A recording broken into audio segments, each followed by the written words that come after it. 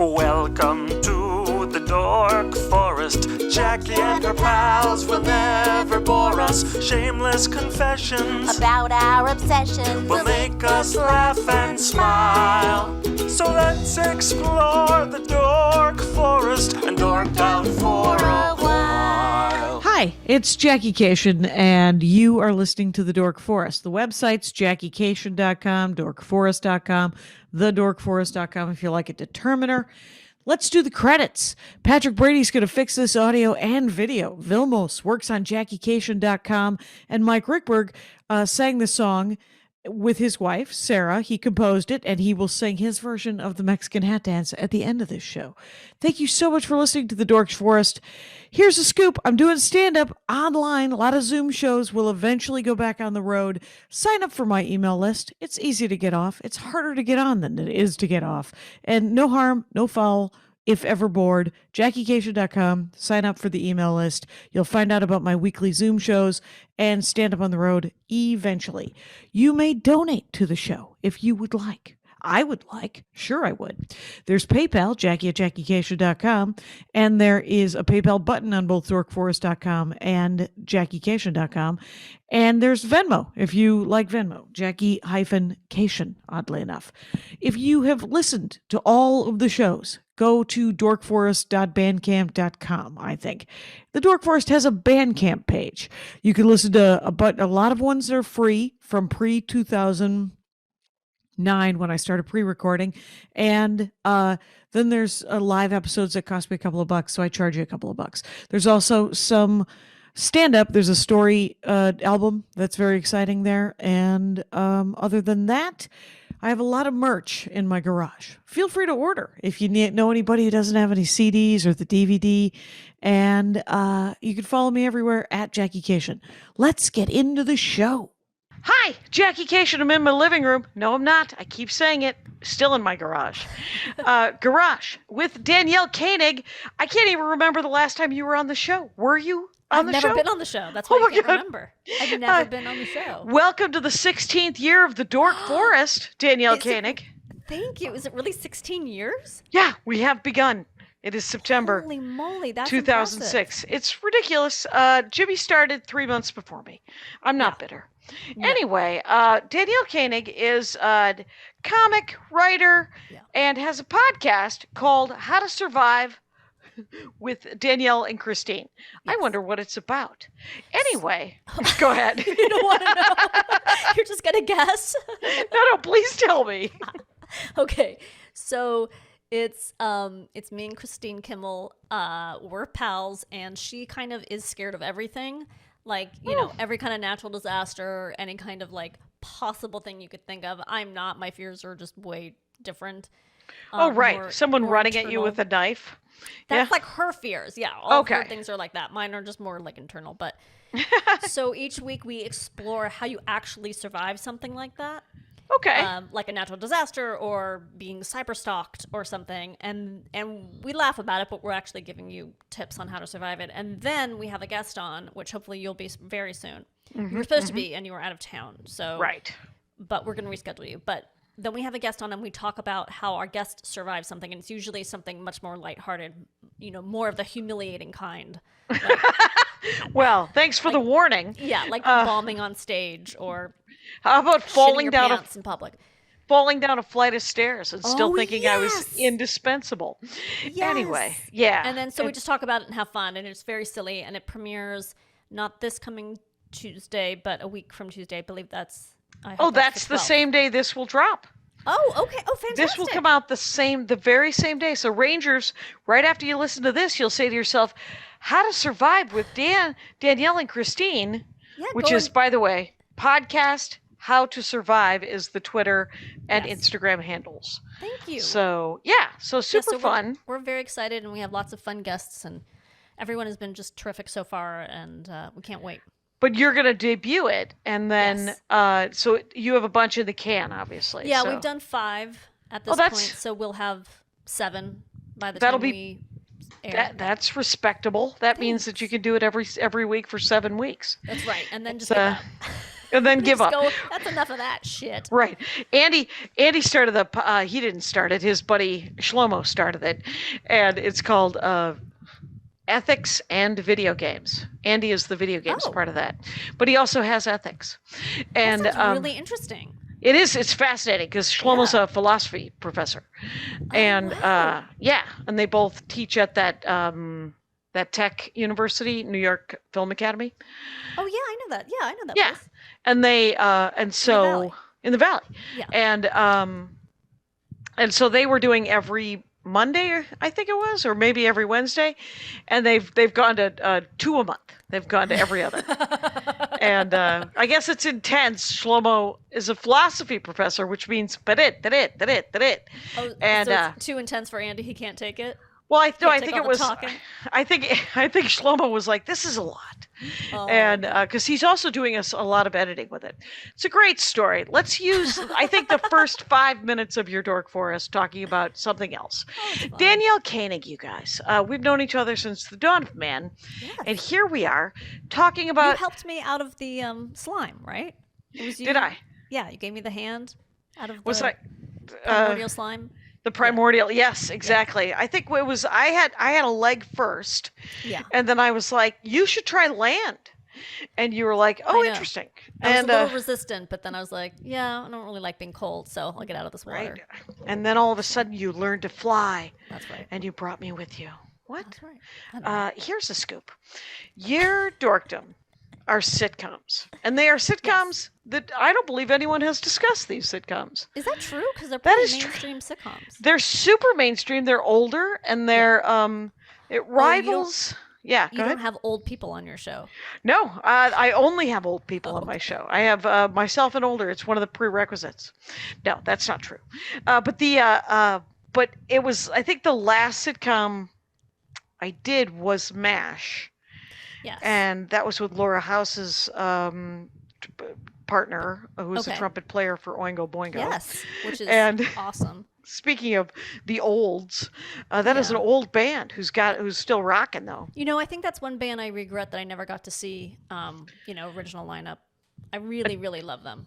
Oh, okay. That would have been fantastic. Andy used to go every Halloween. I know. You know, I think I was actually too young. I think my brother did that. And then, or maybe I just wasn't going to concerts at the time. I know initially I was too young, and then I probably just wasn't going to concerts. But boy, I wish I had. It's well, they're gonna play, but not the original lineup. I have no Yeah. idea what that would be, but it would. But Danny they're gonna. Elfman on vocals. Oh, really? Okay. And Do you know who Danny Elfman is? I know his name. He's a musician. Yeah. Well, he is the lead singer of Oingo Boingo, but he also composes for a lot of Tim Burton movies. You would know him from Batman and Right. He does a lot of movies and television. Yeah. He's Provides the voice for Jack Skellington okay. in A All Nightmare right. Before Christmas. Yeah. In the singing voice. Sorry, not the speaking voice. The singing voice. Oh, interesting that they had two different voices. I'm in the part of show business that doesn't know anything. No, I love that about you, though. It is. It tickles Yeah, me. it's well, it is kind of funny. It's one of the listeners of the Dork Forest. He has compared me to a California icon, historical icon, Huell Hauser, Yeah, it's very who familiar. I think is the Bob whatever of the Happy Tree of Yeah. PBS not Right. getting shit. So I don't get shit, but that's okay I because love then I can learn all about it. There you go. And I can learn over and over again, like that old Alzheimer's joke that everyone makes. Anyway, but your first, did you go in order of the ones that you could talk about? I think so, but let me just explain Yes. like how into sitcoms I was when I was a child, which is we're talking like the 80s. Mm-hmm. My son and I were watching Netflix, I think it is, has a series of like documentaries called History of the Sitcom. Oh, And it's really good, and it's done by subject matter. So they had one that was like Outsiders, or one that was I can't think of the other topics at this point, but right. so they cover a lot of sitcoms, and they were this just gives you an insight maybe. And they were talking about like minorities in sitcoms. I don't remember what Okay. the subject exactly was. And I was like, wow, I can't believe they didn't do AKA Pablo or I Married Dora. Like, how could they not cover those? And then I looked them up. I Married Dora was on for like 7 episodes. But Right. it took up a place in my brain. Like that it was. I have never heard of either of Of those. course you haven't. Yeah. Well, AKA Pablo was Paul Rodriguez. Okay. That was his sitcom. And it was on, I think, a full season. But in my mind, this was like the pantheon of, I don't know. And then I Married Dora featured a young Juliette Lewis as one of the daughters. The premise of I Married Dora was a man marries his housekeeper so she can stay in the country. So very 80s, yeah. Very 80s, And the very woman- 1880s. I think Pena. I think her last name is Pena. Maybe Elizabeth Pena was the Okay. actress who played Dora, and I don't remember who the I was. Okay. That is a hell of a premise. I read about a sitcom that was set in Pilgrim times. And it was supposed to be about the guy who wrote the speech, A City on the Hill. Okay, And it was a sitcom about that guy. Guess how many episodes that one lasted? 3. 2 aired. 2 aired. They made 5, I think. And it was No, called... When was this made? Okay, what was it called? It was also in the 80s. It was the Pilgrims. It was called Pilgrim's Progress or something like that. It was literally something amazing. I And have to tell you that is even beyond my knowledge. I do not know that. I think Sarah Vowell talked about it in one of her books. Okay. And it was absurd because they were in a one-room cabin. Perfect for sitcoms. Right, and the teenage girl would have teenage girl tantrum and flounce off to her corner of their one room. Well, that's kind of funny. Actually. Yeah, Was and she they like, were. I'm getting my period, and they're calling me a witch. That kind of stuff? They So are. relatable. They're just like there's just like, hey, we're all starving to death. Anyway, I wonder if the Indians will help us.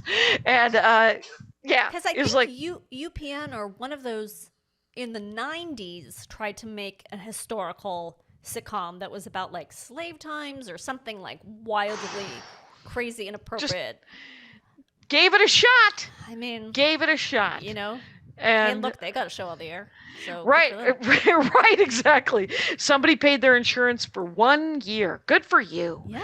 And so that's interesting, though, that that your deep dive into sitcoms was so deep that because you've picked like Cheers. Yes. Cheers was huge, Cheers was huge, and Cheers is my favorite of all time.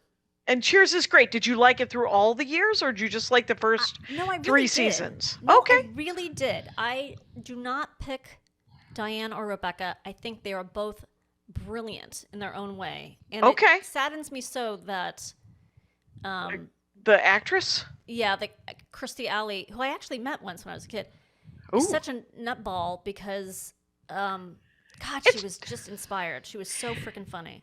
And it just proves that we could all turn into a grumpy old man unless we have constant vigilance. Yeah, I think she's always sort of had a troubled life. So I think people turn to religion or extreme. Oh, right. Isn't she in the Clear People? Isn't she Yeah, with that's what I'm talking about. Yeah. the Scientology people? Well, yes, okay, and yeah. she's also like, conservative and Trumpy and wacky. But Right, she's right, Also she's a got- Scientologist. Yeah. Right. She's got a bingo card full of a I was just bunch gonna of say, crazy. Yeah. She's got all the settings at a table. All Right. the servings of a meal. Yeah, you want to start with your silverware on the outside, Right. work your way The in, wacky, right. and she might want to go in, work her way out. Right. Because just think about, because I think of Kirstie Alley sometimes, and I mix her up, not really, but kind of in my head, and you're like, who is it? I can't wait. Who do you mix her up with? Third Rock from the Sun, Johnson, Kristen Johnson? Kristen Johnson. Is that her name, Kristen? Yeah, I think it's Kristen. Is it It's just 'cause of the Kristen or names? Kirsten? It might be. I think it's Kristen. But Kristen Johnson is sane. Kristen Johnson is She awesome. seems lovely, actually. Yeah, I she didn't. seems. That's one show I actually didn't watch, but I. Third Rock from the Sun. Oh, Yeah. interesting. I've Okay. seen it, but it wasn't really my bag. It was so wackadoodle and over the Well, top. what did you like about Cheers? Because Cheers is it doesn't have that I'm locked in a freezer kind of situation, which I totally appreciate. Like it That's was funny. more interesting written. Yeah, well, just to interrupt my own train of thought for a second. When I was doing stand-up, I had a joke where I was going to pitch a show an anthology series called Locked in a Freezer, where every episode 2 new people got locked in a freezer and they had to make their way out. But 2 totally different people had nothing to do. That was my favorite. No history, no No. chemistry, no No. reason why you were like, No well, maybe reason why they'll they're in live the there freezer. forever and make snowballs and babies. Yes. So I was actually, pretty young when Cheers came out, but I somehow related to it, even though it was, a bunch of adults drinking and being adults and having lots were of sexual tension. So drinking, so much drinking. Yeah. And the lead character is a recovering alcoholic who owns a bar. Right. Sam Who Malone. has a So- bottle cap. I just think the bottle cap, yeah. I just saw that episode recently. That's funny. The writing was so amazing to me. I was just always attracted to the writing, and like, even if I didn't get a joke because it was a reference, it did lots of highbrow references. So even if I didn't get a joke that was some reference, I was still appreciative that like, wow, they're talking about Wagner on Cheers, like just all these weird things, and then very silly stuff, which is really what I like. I like very silly, and I like sophisticated wordplay. So, Well, and the interesting thing is silly smart is its own genre. So I totally agree. yeah, and they could make it dumb, they could make it heartfelt, they could make it super dumb, they could make it super smart. Right. Because they had both who was the waitress that wasn't Diane? Carla. They had Rhea Carla. Perlman, yeah. If you wanted to get aggressive, Right. and aggressively stupid, her ex-husband could show up. Yes. Dan Hedaya. Yes. Or Who I did a sitcom with. Oh, did you? Yeah, I did a pilot with Dan Hedaya and Joy Behar when I was a teenager. Oh, wow. Called The Rock. Not Rock, but The Rock. And it was supposed to be about a junior high in New York. And I played a pregnant junior high student. Excellent. But it didn't go past the pilot, so that was a bummer. Right. But again, checks were cashed.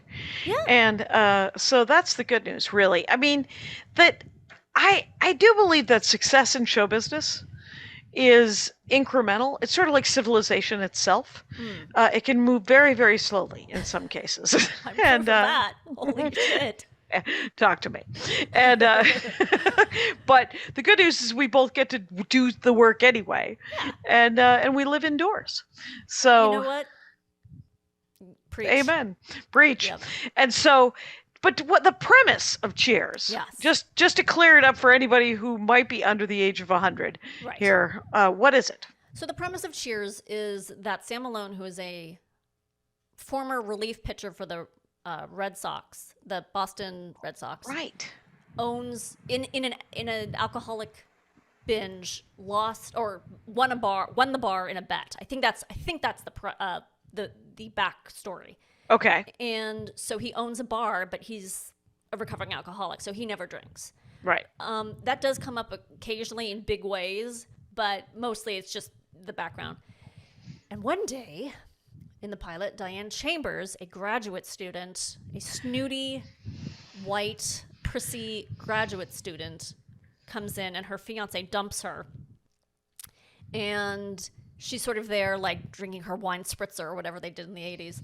And Sam can't remember an order, or someone can't remember an order, and she relays back the entire order with all the specifics because she's so good at memorizing because of all the studying she does as a graduate student. That is too old to me to be a graduate student, but I don't know. Yeah. But that was actually sort of the premise, was that she just was like a professional student. Oh, She never- okay. So anyway, she ends up taking a job at the bar, and sexual tension and history ensue. And Sure. It's the best chemistry on any TV show, I promise you, you'll ever see. I really believe so. Okay. So they have sexual chemistry Yes. and tension. There's tension. Spice. It was where the whole will they, won't they started, I believe. That's the whole... was one of the first ones. Yeah, that many TV shows followed after, but it was a huge thing. Like, will they, won't they? And then when they did, will they get back together? That kind of thing. Oh, right. And so the other characters, there is Norm. Yeah, who's the resident barfly. Right, and his buddy Cliff. Right. So Norm is an accountant who is often out of work. Right. He was supposed to have one word in the pilot, and that was supposed to be it. He was just supposed Really? to say beer. Yeah. They made him a regular. Cliff, who is I read this when I was reading up on it, but I think I already knew this. Just for the record, I think I already knew this. She already knew this, you guys. John Ratzenberger, who plays Cliff, auditioned for Norm. And Okay. apparently in the casting, he said something to the effect of, "Oh, are you going to have a resident know-it-all?" Because I guess that's a staple of bars. Right, so they right. eventually created that character for him. So he becomes the resident, and the only one with a Boston accent, by the way. Okay.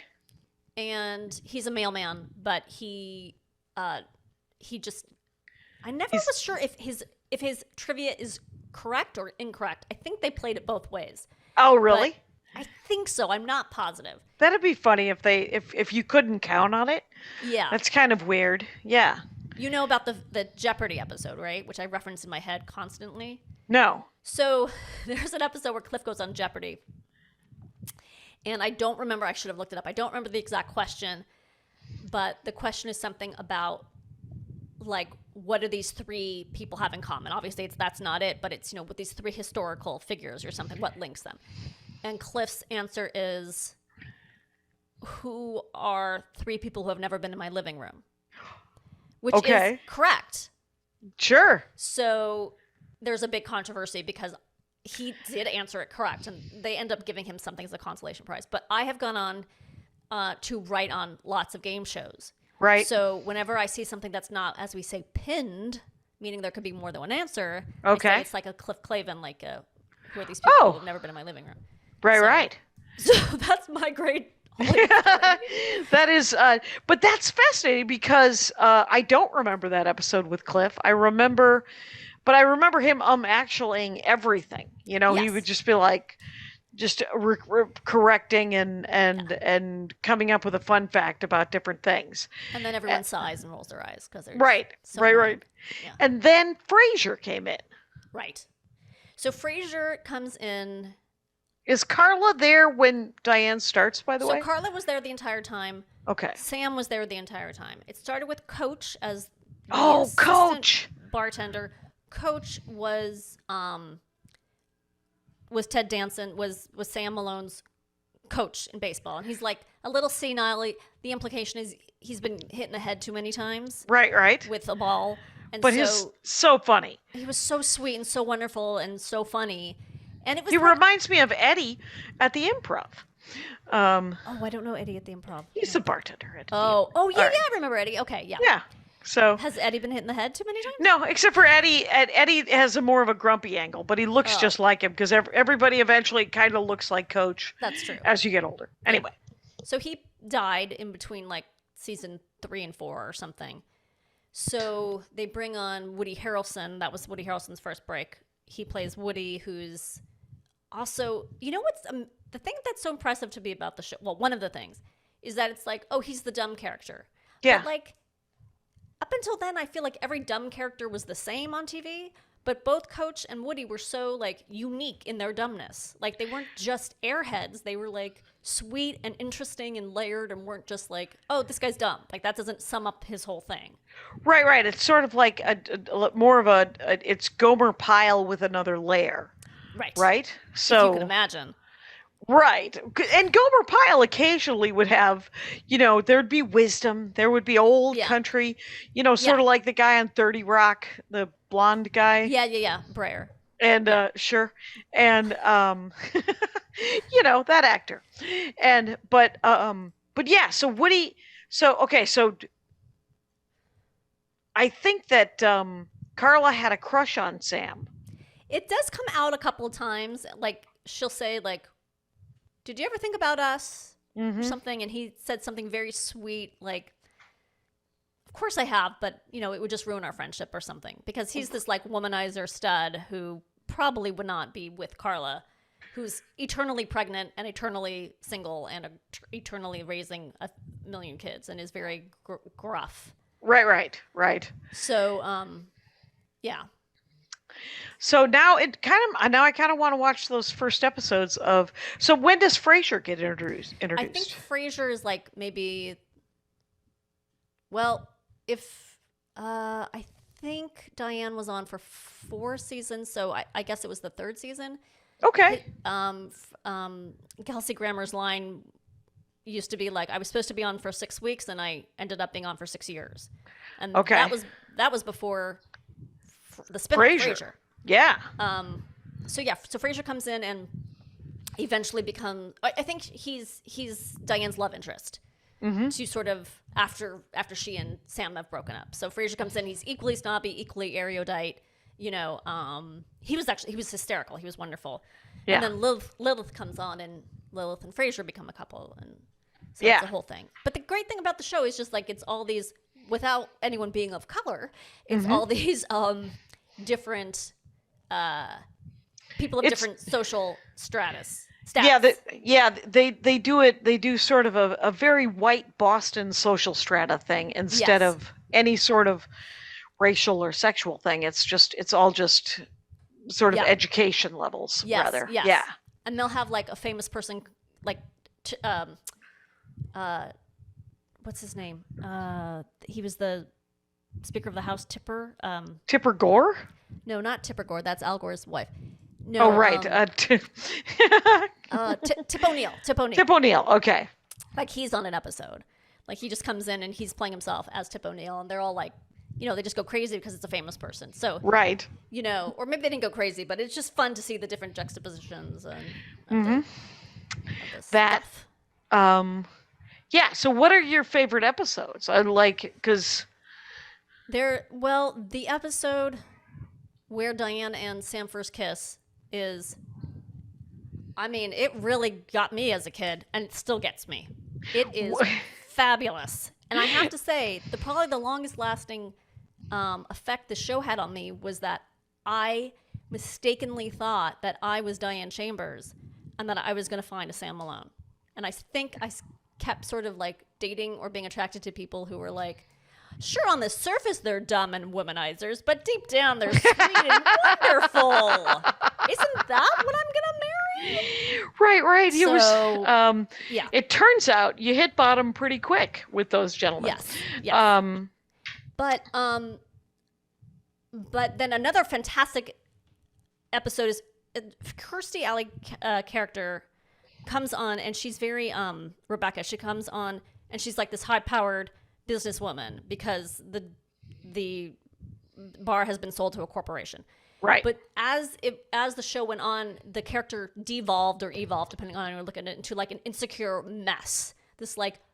And she was so fucking funny in that way. And so there's just an episode where she's just such a mess, and she's I don't know if this is the same episode. There's some episode where she's smoking, and she said she would quit smoking, so she pops the cigarette into her mouth, and it's hilarious. I don't know if that's the same episode, but anyway, there's an episode where she's just a mess, and like Sam had been hitting on her this whole time, and he's just like, you need to like get a shower. Like she's just, because she's like sobbing, and she's just constantly going after wealthy men.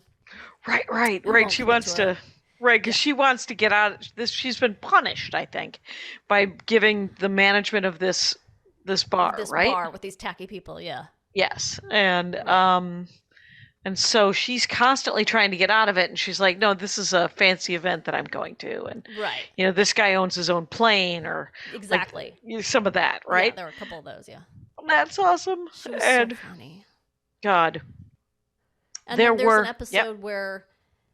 I'm just thinking of episodes off the top of my head, but there's an episode where there's a Boston's Best Barmaid contest or something, and Diane thinks it's anti-feminist and disgusting, and of course they submit her into the contest, and she ends up winning, and then she like gives a speech about how it's degrading or something, and it's just wonderful because they just pack all of the Right. Was there always a B plot? Was there always a secondary? Boy, I feel like in those sitcoms in the 80s usually had an A plot and then something else. Yes, I think plot might be kind of overstating it. For one thing, the show mostly took place in the bar. Right. And then there was a back room, the pool room, and there was an office. And the office. But in the whole first season, they don't ever leave the bar. They don't go to an other location. So the majority of the plot takes place. So there would be a B plot, but it would be something small. Like there's one time where Frasier is reading all the barflies Charles Dickens novels. And they think it's boring, but then he makes it really scary and spooky. And I think he adds his own stuff or something. And so I remember that being a B plot of just like they're begging him to read more Charles Dickens. Yeah, So, there's, like and I think, is there a phone booth too? Because I feel like was an episode where Norm is talking to his wife in the phone booth. There is a phone on the wall in the hallway. Okay. And we never see Vera, his wife. We never see Vera. Right. Yeah. It's one of those. It's one of those. It's and you know what? I did an episode of the Dork Forest about Frasier. So that was one of the last. Someone is obsessed with Frasier. So someone once told me that they think Frasier is better than Cheers, and I thought, well, I don't have any more to say to you. Like, I don't even understand. Right. Well, I mean, I thought that the writing on Frasier was good, and my problem with a lot of sitcoms is always when it gets mean just for the purpose of being mean, where you're like, well, just write a joke. Right. That's why usually the first 3 seasons are super fun. Right. And why nobody cared about my Seinfeld spec, which is. When did you write it? At the time or recently? I think 99, 98. Oh, okay. That would have been the right time, I think. So you wrote. Oh, you're joking. You didn't really write a Seinfeld spec where they're nice. I did. I did. It was dumb. It was when I thought I might have wanted to be a writer. Do they all fall down a flight of stairs and have their memory blanked out on who they are? No, George is taking a bus, and the bus driver has a giant belt buckle, and he makes a comment about the belt buckle, and the bus driver is mad at him and kicks him off the bus. Okay. So George spends the entire episode trying to make it okay that he keeps buying larger and larger belt buckles to wear. So it was a sight gag, kind of. Okay. And well, that actually makes sense because that's what George would do. Yes. I can't remember the other plot because I knew that there were 2 plots. Well, it was so long ago. Plots, yeah, I think there was always a C plot too, right? Because there were the 3 of them. 4, well, with Kramer. 4. And yeah, I think that there might have been a Julia Louis-Dreyfus plot with it, but I wrote that, and I think a year or 2 earlier I wrote a Spin City. And I wrote a Spin City. Did you write a Spin City? Yes. In fact, I joked that like every time I attempted something horrible would happen because I wrote a news radio and then Phil Hartman died. I wrote a Spin City and then Michael J. Fox comes out with the fact that he is. And I mean, he already had it, but. Or yeah. But see, I'm such a Cheers freak that when Frasier started and it was him and his dad, I'm like, his dad is dead. They've already established that on an episode of Cheers. Oh. So it drove me insane. His mother was alive. His mother wasn't dead. So, because there's an episode where his mother comes on and she is so mean to Diane. She like says all these horrible things behind her back and then acts Who played her? His mom? Do you remember? I believe because it's usually a casting delight. I think it was Glennis Johns. Okay. You might know as the mother in Mary Poppins, the British actress. Oh, okay. Yeah. Who's delightful. Yes. I think it was her. And if it wasn't her, she was on a different episode. Okay. But anyway, so already I was on my heels with Frasier. I was like, mm-mm. And then I don't know. I just felt like him and his brother are the same character, and I don't know. I certainly watched it enough to remember it. I just don't. I never had the warmth that I had for Cheers. Right. You know. Was there at any point, because sitcoms do this, where they get harder to watch, and then they can regroup and just become great again. And sometimes they introduce sort of an Oliver character. Yes. Or they travel somewhere. They go to London for some reason. Yeah. It doesn't usually work that well. No, it's usually I don't know, but they're just trying to shake things up. I know. I get it. We're watching. I don't know how much British TV you watch, but we've been watching a lot of British game shows and also the sitcom Man Down with Greg Davies. I don't know if you know that show, but no, is it good? It's very funny. It's very silly. Like, it's very, very silly. Okay. And I think it's getting better as we're watching it. Like, it's old now, but I mean, I think it's getting What better. streaming service is it on? Oh, I think. Oh God, my. I son could just always Google the words finds "man it. Yeah. down" Man down. and streaming. Yeah, it might be YouTube because we watched the game shows. Would I Lie to You? On YouTube, which is a British show, which is apparently, by the way, there are 10 funny people in England and that's it, because they're all on these shows and they just And Taskmaster. Oh, that's how this all started. It all started with Taskmaster. We became so he's the host of Taskmaster, Greg Davies. He's the lead in this sitcom. Oh, okay. I was told about Taskmaster by a comic book writer by the name of Matt Fraction. Okay. He was like, "Are you watching name. Taskmaster?" Uh-huh. And Matt Fraction is famous comic book writer. Like, he's believe written movies and stuff. But Wow. the thing is and he is married to Kelly Sue DeConnick, who wrote Captain Marvel. Oh my God. And so they're great. Power But couple. anyway, so he said, are you watching Taskmaster? Uh-huh. And it's British. And I said, there's a Taskmaster show, because Taskmaster is a bad guy in the Marvel universe. Oh, that's right. I've heard that. And he was, and Matt Fraction, in my mind, famously said to me, and this was probably a month ago, and 6 weeks ago, he goes, "Oh, I wish there was a Taskmaster TV show, and it'd be so great if it were British." Oh, that's so funny. But the sitcom that I have, that my favorite sitcom that has sort of reintroduced me to sitcoms again is Ghosts, plural, British, HBO Max. Oh, so It's an improv troupe. Oh, it is? Yeah, they're all the entire cast is one improv troupe. Okay, because during the Emmys they kept advertising this American show called Ghosts, and I tweeted something snarky about it because it looked terrible. And a friend of mine said, "Oh, is that a American version of the British show?" So he seemed to. I was trying to remember who it was. She seemed to think that it was indeed a remake of this show. So I will check out the British Would show. not be surprised if they tried to remake it. Would not be surprised if they Didn't failed work. Yeah. horribly. Well, they tried to remake Taskmaster here, and it failed. Right, because I don't think anyone told Reggie Watts that he wasn't supposed to genuinely be mean.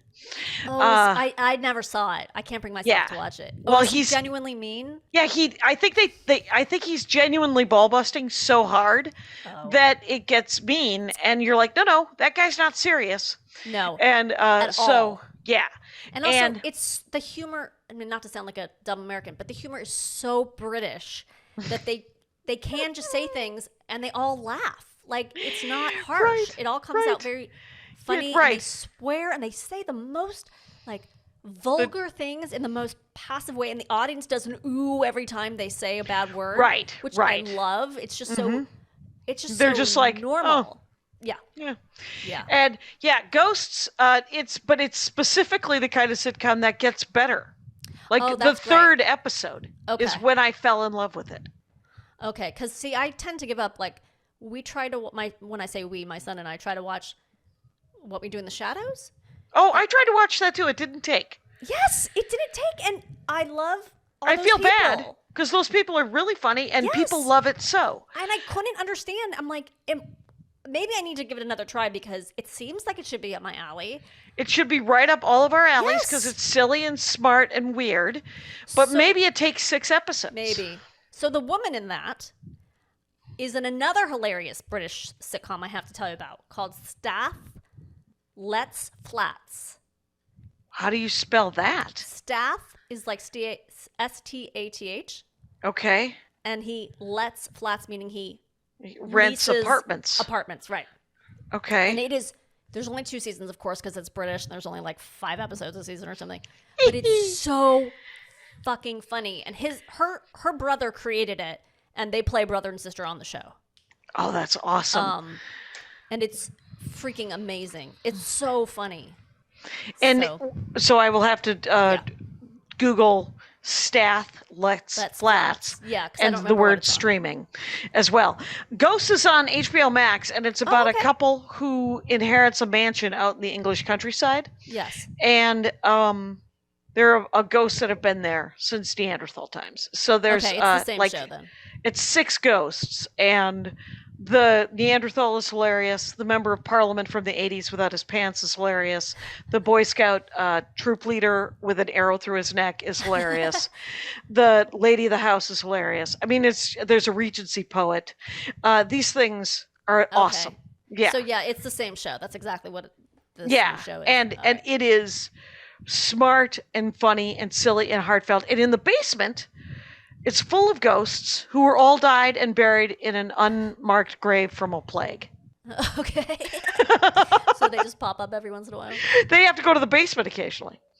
And the wife of the couple that she hits her head and then can see the ghosts. Right. That's in the And that's commercial for and this that's new the one. and that's the conceit, right? Right. And when it happens, you're just like, oh, I see. Right. And then the next episode, you're like, oh, I'm so on board. Okay. Yeah. That's So good to know because just the premise of it from the commercial of the American one. I'm not saying it's the same. Yeah. But I was just like, oh God. right. So give it, you and your young man, give it 3 episodes. Yes. Okay. Because they're only a half an hour each as well. Yeah, we prom. Oh, So that's the good news there. okay. And what we have left here is about 20 minutes. Okay. Should we continue to just talk sitcoms in general or just Whatever favorite you- cheers? Whatever Do you you have want. any more cheers talk? Any more? Boy, oh boy. Was there I any? don't know if anything specific. Yeah, No. because it's so funny the way the characters change, like over MASH. The way the Alan Alda character just was so much more serious. Well, because he's so lascivious, right? And then he becomes like the conscious of America. Right. Though, of course, we went through many MASH episodes, and we came to the conclusion that MASH was dealing with violence and war. Didn't have a lot of time for sexism and racism. So had some time for sexism. I was gonna say. Almost no time for racism. Just 2 or 3 episodes where they cast Filipinos as Koreans, Right. and or Which was whoever was probably hanging around. considered progressive at the time. Yes. It wasn't an American. Right, just all right. It wasn't Ricardo Montalban. Right. And Right. Or Mickey Rooney. Yeah. Well, I used to have a joke in my act where I said, there's that one episode of MASH where it's intolerably hot, and then there's another episode of MASH where it's intolerably cold, and then the rest of the episodes are just intolerable. I love MASH, but I have a sort of hate love with it. But I mean, I really did like it, but it didn't need to be that long, for one thing. can you hear my neighbor's gardener or Yes. no? Okay. Yeah. Turns out I'm going to take a small break right here Oh, okay. and close this door. Okay. Are we pausing? Should I stop the thing?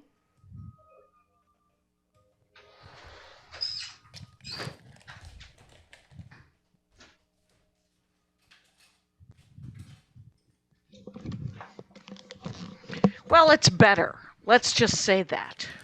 It'll be slightly better. Okay. And maybe Patrick Brady could take a sound profile of that noise and then remove it from the rest of the show. Is that a thing? That is a thing. And Patrick Brady, the guy who does the audio, is a genius. So he's been doing it for, I would say, 13 years. He's been working on the audio for the Dork impressive. Forest. Right. The first 3 years were essentially a conference call. So okay. there was no audio to be done.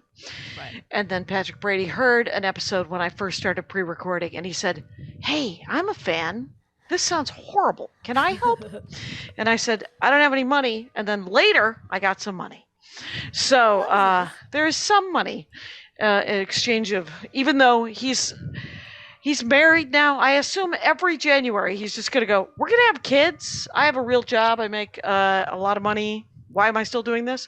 But he does it every January so That's far. nice. Let us knock on wood. That's when your season starts. Well, that's when I pay him for the year. I pay him for the year, and I started paying him for the year so that he could throw it at a credit card, because it wasn't That's that really much smart. money. Yeah, Okay. yeah. It was. I was like, "You're 25. You probably have credit card debt. If I gave you That's a the safe whole bet. lump sum, Right. you could throw it at a credit card and not Wow. have interest." So, That's really nice of you. well, it wasn't a lot of money. It wasn't enough. I didn't feel like $12 I was. at a time is not really. I wasn't. buck an episode or buck a month, quarter an episode. No, I think the going rate at the time was, I think it's $50 an episode. So I forget. Hey, Rangers, some Dork Forest transparency right here in the middle of the show. I like that you call your fans Rangers. They're Rangers of the Dork Forest. I get that. I like it's like Gwen Stefani with her lambs, or it's interesting. The Jackie and Laurie show, we haven't picked people who like assholes is what Laurie would say that we should call those people who like our assholes. Fans. Yes, because Laurie and I are the assholes in question. Because maybe because it's all about stand-up. Maybe they should be called the hecklers. Oh, they could be called hecklers, except for you hate to encourage it. It's we could call them bookers, and then maybe get some work. Hey, there you go. And then shit on those people when you get on the show. It sounds like an air raid is going on at your house. Well, here's the thing about Van Nuys in 2021 is, do you remember Hanoi in 1974? Well, there's some comparisons. Yes. You've heard tell. Van Nuys is right now a great place to learn how to fly a helicopter. Yeah. And the Civil War, we're real close to it here. We're real close to it. Oh. I grew up in North Hollywood, which is, for those outside of the city, is very, very close to Van Nuys. And so I'm quite used to helicopters. And where we live now, there's constantly helicopters as well. So we live in between a hospital, Van Nuys Airport, Burbank Airport, another hospital, and a police department. Oh my God. So it's just constant sirens? Constant helicopters and sirens, and I don't know. It's you get kind of used to it, and you get kind of except for occasionally you're just like, what's happening? Like when the cops are going a little too low, and the one time they were looking for a guy in my neighborhood, and so I wasn't allowed to drive in off of Van Nuys Boulevard. Mm-hmm. They're like, the neighborhoods, we're going house to house right now. And I was like, oh yeah? I got a pot roast in the oven if you could. It's low and slow, but if you could. I was just going to go to the grocery real fast, and now I'm not going to be. When do you think this will be done? Oh, he's like, well, we have to catch the guy. And I was like, all right. I know we actually a few weeks ago went outside because we're like, okay, this is more than normal. And then the helicopter was extremely close. So what are you gonna do? I don't know. What are you gonna do? City living. City living. That's what you do. You live in a city. Yeah. You gotta be aware. So and now the dog's doing something weird. We have a dog. Anyway. Is the dog new? The dog is a COVID dog. We got him at Valentine's Day, right around Valentine's week, 2021, and so we've had him for 8 or 9 months. His name is Gordy, and he is an 8-year-old Chihuahua mix because we had a choice between Chihuahuas and Pit Bull mixes, and I would like to be able to win a fight with a dog if I am going to fight a dog. Can I pick you up? Gordy, can I pick you up? Oh, hi, Gordy. Hello, Gordy. Hi, how's it going, buddy? How's it going? You're a good doggo. You're kissed on your head. So He's got a little bean head that likes to be rubbed. And then he likes a chin rub. And then it turns out he doesn't like me at all. What? Oh. It was my greatest fear, was that the dog wouldn't like me. And of course and then loves you. Everyone said, will you have treats? He will like you. He is a dog. Yes. And they're simple, but wonderful. he's a simple and wonderful animal. Anyway. Well, I'll tell you a little story really quick. Please. Because one of the other shows we were possibly going to talk about was Family Ties. Right. And again, I was the same age that came out at the same year, and I was obsessed also with Family Ties and Michael J. Fox and the whole thing. And Michael Gross. What year did that come out? 82, I think. Okay. So, and it it was on for quite a long time, 7.5 seasons or something. Wow. So, for those in your audience who might find this interesting, my dad was on Star Trek, the original Star Trek. He played Chekhov, and his name is Walter Koenig, and I got Koenig. to meet him one time, and it was very exciting. I have met him several times since, but that first time sticks in my mind because I was so nervous and I could not make eye contact. No, it was at a stand-up show that somebody went up and called him out in the audience. Oh. And you came over to me, and you will not remember this. I will always remember this. We were in the basement of Luna, maybe, whatever. It was where Uncabaret used to be, and so you came over to me and said, "I can't believe she did that. I'm not introducing her to him, but I know that you'll want to meet him, and I'm going to introduce you." And so I met him very much. I was very stiff, and I said, "I enjoy your work." And then he made eye contact with me very briefly and then kept moving. And I did not doubt. He was very nice. Oh, well, yeah, he's, like anyone, he's got his moments, but he's generally very nice.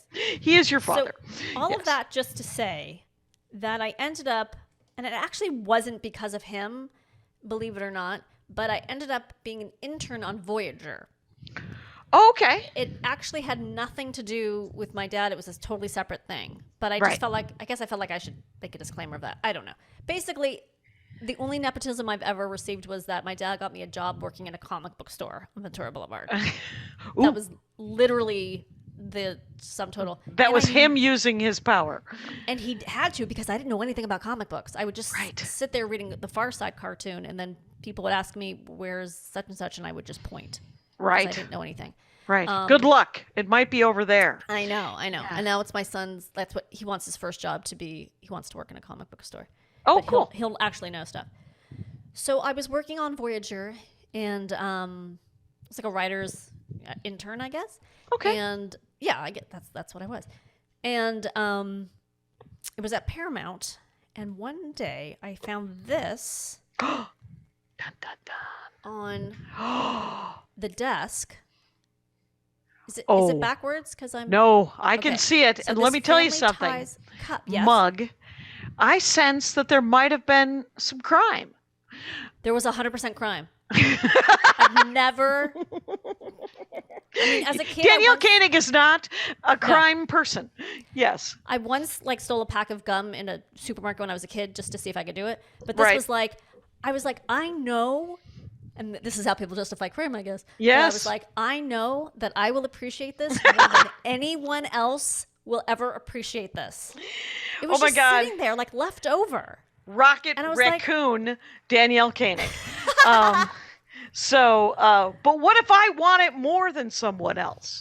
I mean, maybe I wouldn't do it today, but but now you own it. And it makes me happy. It brings you joy. Yeah. Here's the thing. It's so weird that came out in 1982, but it kind of makes sense. My brother, Russ, has always wanted to be Alex P. Keaton. Okay. And in 1982, you have to know that he was probably 22 years old. Well, but probably so was Michael J. Fox, if we're going to be honest. So he related to that character to such a huge extent. Okay. Because, and it wasn't like our parents were hippies, even though Nancy Cation did one time. This is my favorite story that I remembered about a year ago. She got to see Malcolm X speak. Oh my God. Yeah, by accident. She went to a dance, a biracial dance in the 60s that she could not tell her parents she was going to. Okay. But it was just a trick to get the kids in Milwaukee to come and hear Malcolm X. It was more than a trick. There was a dance. But he also spoke there. And she got to hear him speak.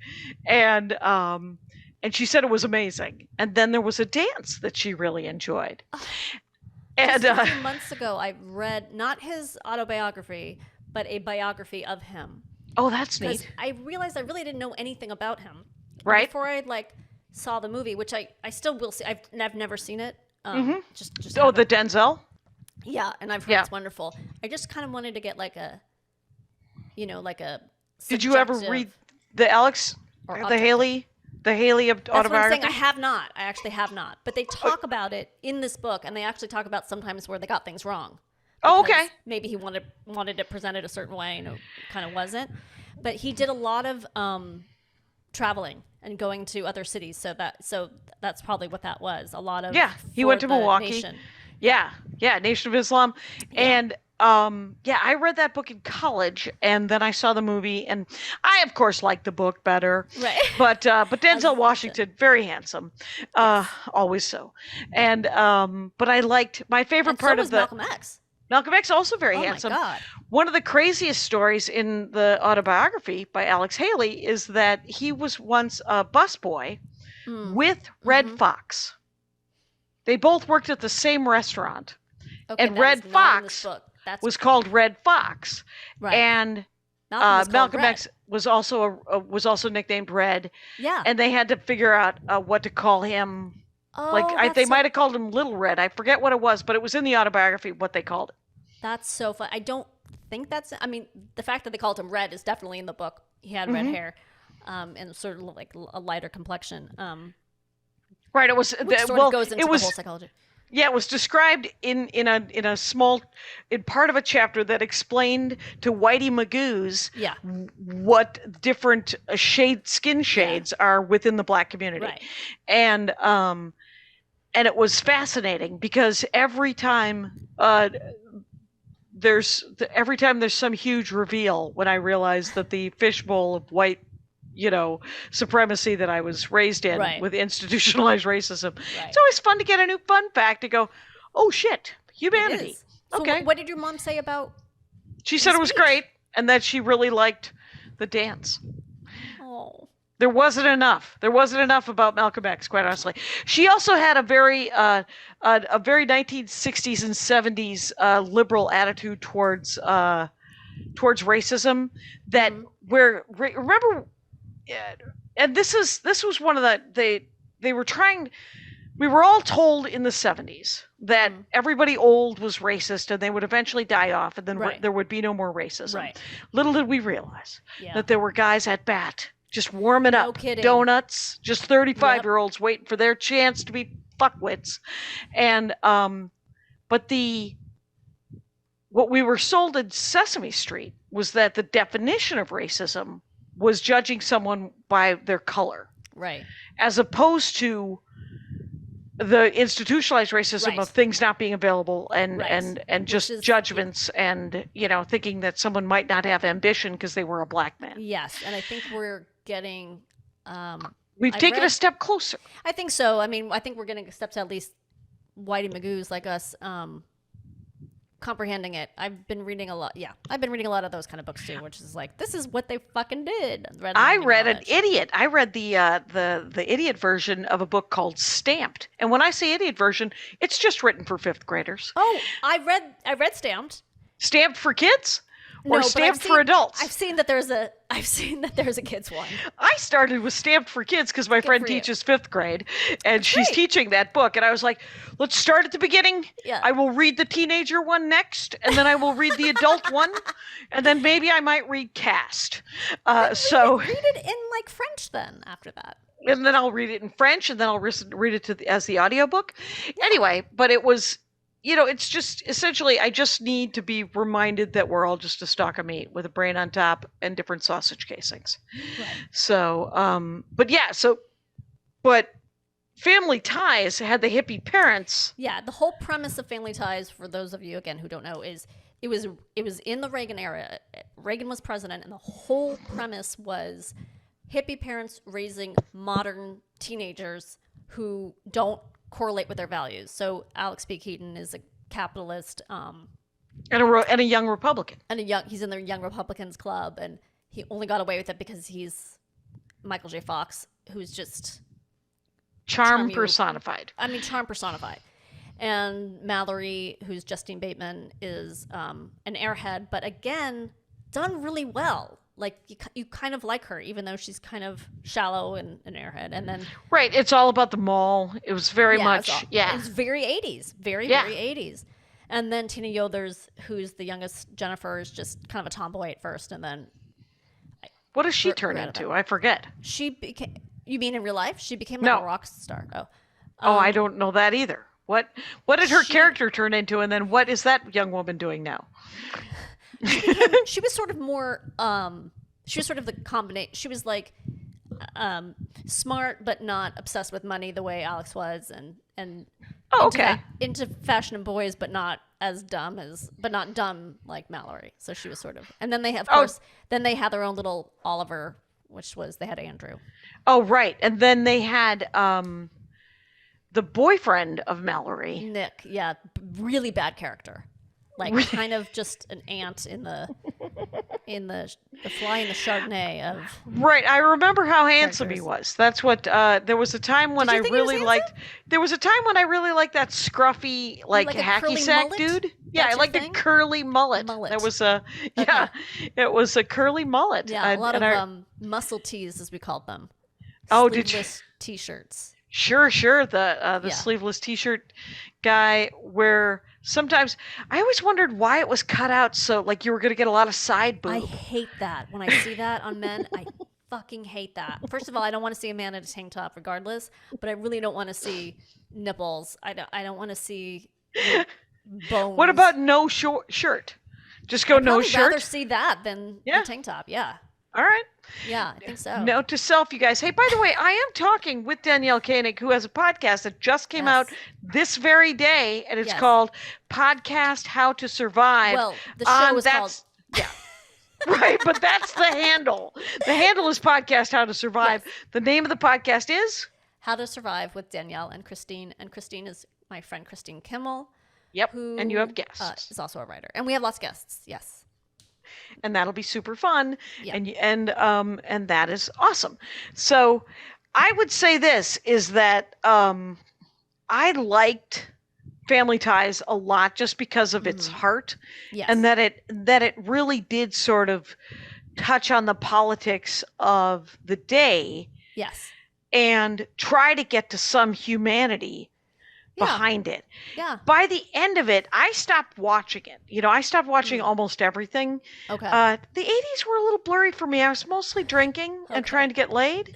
And I was much older than you. I was a little older than you. So there was, I was on task.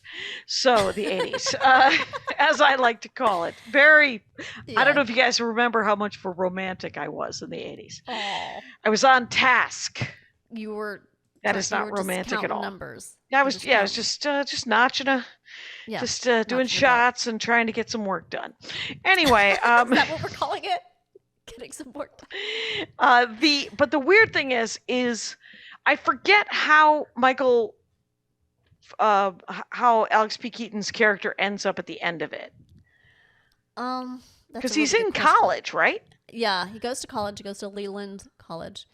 Which I'm not sure right. if that's a real college or not, but But he doesn't. It's not like Buffy the Vampire Slayer where it all kind of goes south, and you're just like, why is she even in college? I don't remember how it ends. I'm trying to remember if they did like a flash forward. They were big on flashbacks. That was a show that like perfected the flashing back to episodes they'd previously done, and in fact, I'll never forget Justine Bateman hosted SNL. And she introduced the sketch by saying, sometimes we do flashback episodes because we get paid the same and we don't have to film anything.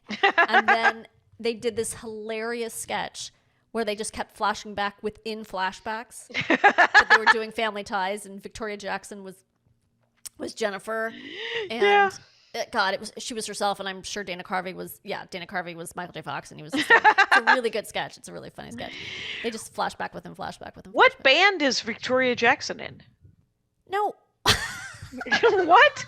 Victoria Jackson isn't in a band. Okay, wait. The woman who played Tina Yothers, who played Tina Yothers, that's right. Jennifer. Yes. I don't know. I don't know the name of it, and I don't know if it still exists. I know it was Okay. like the But big deal was like after Family Ties, she was in a She band. decided to be in a band. Yeah, and she wore a lot of like eyeliner. That's Okay. all I really remember. Well, who wouldn't if they had the Yeah. good eyeballs to do it? Yeah. Always curious. And I'm always incredibly shy to ask about a band because that is Oh. always going to be the answer is like, what? Yeah. No, I'm And- not very music savvy either. But you know who Victoria Jackson is? You don't know who Victoria Jackson is? Not She was on offhand. SNL. Okay. She had the high pitched voice. She was the blonde. Oh wait, Always does played she dumb live characters. She's a in lunatic. Nashville and she's a lunatic? She's a complete lunatic. Right, I met her in Yeah. Nashville. Oh, you did? And yeah, because she came to Zanies when I was opening for Maria. Oh, and was this recently? Yeah, probably 2 years ago, 2 or 3 years kidding. ago. Yeah, and she seems like she's a little bit of a tinfoil hat. I think she's invested totally. in tinfoil Yeah. futures. Okay, yeah. So, do it. She's like a Trumpy, wacko Yeah. Christian, but Okay, sort so of prejudiced. Just hateful. mean and weird. Uh-huh. Okay, we can leave it at that. Yeah. So it won't be on the Dork Forest. One time had a person ask if they could come on and talk about racism on the Dork Forest. And I was like, nope. Like that's their fun hobby? That was their dorkdom. Yeah. Is racism? Yeah. And I was like, not I know wait. you're kidding, but you're not kidding. What was the context? Like, what would the context have been? I'm pro-racism, or yeah, something like that. Like the history of racism and why it is right or something. And I was like, we don't have to keep talking because I know that they were button pushing. Someone you knew? Yeah, it was a comic, not someone I knew well. Just I can't even remember the name of the guy, but it was shockingly a male comic. What? And then shockingly a button pusher of a dickweed. And so I was he like, Wiggly comic too? Shouty Wiggly? Don't know. Can't remember. I love how you describe those comics as wiggly comics. Jimmy and I will sometimes reference that. It's like, oh, he's like a wiggly comic. Is he? Like Jackie says. I said Shouty and Wiggly to Brian Regan, and he said, "I'm Shouty and Wiggly." Yeah. And I said, "Yes, but there's writing behind it. It's not just shouting and wiggling." Yeah, he's the exception, but he's brilliant. But he He is indeed Shouty and Wiggly. Yes. He is very funny, though, and very smart. And it wasn't him. His dorkdom, the Brian Regan Dork Forest, if you want to, is line being nervous about what sort of things are happening in lines. He has line anxiety. He wants, you know how there's the one line at the bank? He would like everything. Andy has the same thing, where you pick the wrong line at the grocery store. Uh-huh. And Andy once called me from the grocery store and said, I don't know how long I'll be. Because he just kept getting in the wrong line. Yeah. And I was like, that's great. So anyway, Brian good luck. Regan's actual episode is he's dorky about It's about lines? line anxiety. Okay. That's It's great. pretty I'm sure amazing. it's hysterical. It's a really wonderful episode, quite honestly. There's so many great episodes. one of the best. Your episode has been one of the best. We've gone over an hour, fun. just so you know. Uh-oh. You'll have to come back and talk about Bosom Buddies, which is an amazing television program. I will. And we should have Kristine on to talk about whatever the heck she wants to talk about, because you have a new podcast called How to Survive with Danielle and Kristine, and people should listen to it. Yes, I appreciate that. I think they'll have fun. All right. Something. Rangers, you know the rules out there. Take care of each other. My hat, my hat, my hat. They're dancing around my hat, my hat, my hat, my hat. Well, what do you think of that? If it looks like a Mexican hat dance and it sounds like a Mexican hat dance, it's most likely a Mexican hat dance. So take off your hat and let's dance. Yay! Oh my God. Why don't we just call that as the end of the show?